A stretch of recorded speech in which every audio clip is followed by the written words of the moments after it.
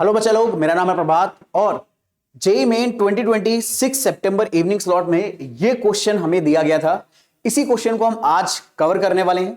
इस क्वेश्चन में हमें बोला गया है मैच द फॉलोइंग टाइप का एक क्वेश्चन है। इसमें हमें यहां पर लेफ्ट कॉलम में कुछ टेस्ट या मेथड्स दे रखे हैं, जैसे कि Lucas test, Dumas method, जल्डाल method और हिंसबर्ग टेस्ट।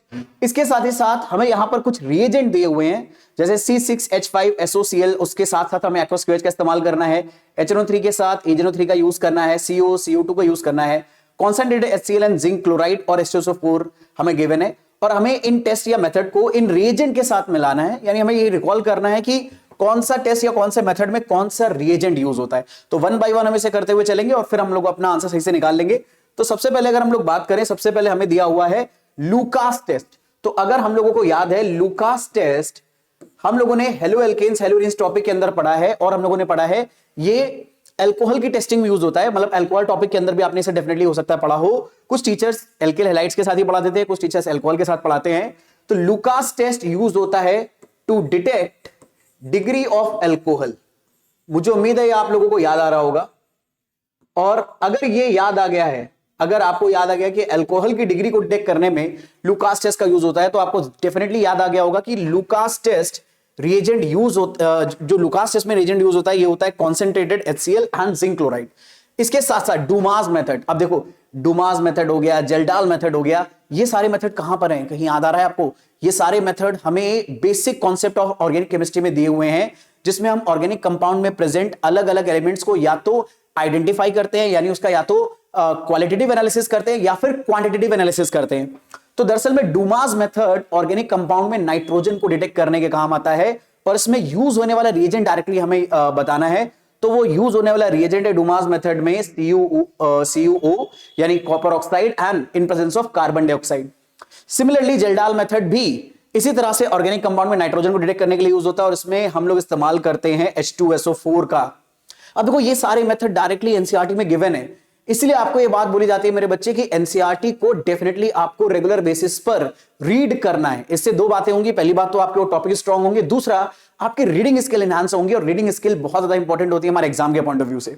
फिर हमारे पास हिंसबर्ग टेस्ट है। अब देखो अगर 4-4 दिए होते तो हमारे लिए हिंसबर्ग टेस्ट को ढूंढना बड़ा आसान हो जाता, इसलिए उन्होंने दिमाग लगाया और 5 ऑप्शन आपको दे दिए, ताकि अब बचे हुए 2 ऑप्शन है, या तो हमारे पास HNO3 AgNO3 है और हमारे पास C6H5SO2Cl एक्वस NaOH के साथ है। तो हमें फाइंड आउट करना है कि मेरे बच्चे यहां पर कौन सी चीज हम इस्तेमाल करते हैं हिंसबर्ग टेस्ट में। तो हिंसबर्ग टेस्ट में यूज होता है दरअसल में C6H5SO2Cl विथ एक्वस KOH।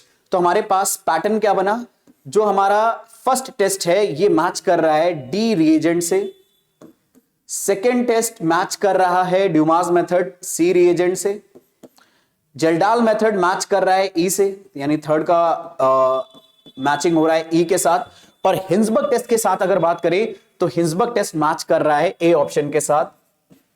तो हम देखते हैं ये पैटर्न हमें कहां दे रखा है, 1D 2C 3E और 4A। तो अगर हम ध्यान से देखें ऑप्शन में 1D 2C, तो हमें दे रखा है 1D 2C। तो 1D 2 में ऑप्शन में दे रखा है B और D में, 2C हमें 2 ऑप्शन में दे रखा है B और D में, यानी यही दोनों सही हो सकते हैं। और 1 और मतलब A और C तो गलती हो गई, उसमें फर्स्ट में B दे रखा है। फिर इसके बाद अपने पास आ जाएगा थर्ड का ऑप्शन है E, थर्ड का ऑप्शन E, B ऑप्शन में दे रखा है, तो फोर्थ का A डेफिनेटली हो जाएगा अपने आप ही, क्योंकि थर्ड ऑप्शन मतलब D ऑप्शन में यहीं पे गड़बड़ हो गया है। तो इसका मतलब है हमारा B पार्ट मेरे बच्चे बिल्कुल करेक्ट है। आई होप आपको ये क्वेश्चन समझ में आया होगा और इस क्वेश्चन ने आपको एक बात जरूर हिंट करी है मेरे बच्चे कि एनसीईआरटी में गिवन जो भी कॉन्सेप्ट हैं, भले चाहे वो थ्योरेटिकल कॉन्सेप्ट ही ना क्यों हो, हमें रेगुलर बेसिस पर पढ़ते रहना है, ताकि इनसे जुड़े हुए डायरेक्ट क्वेश्चन भी हम आराम से कर पाए, क्योंकि ये क्वेश्चन भी आपको +4 -1 ही देकर जा रहा है मेरे बच्चे।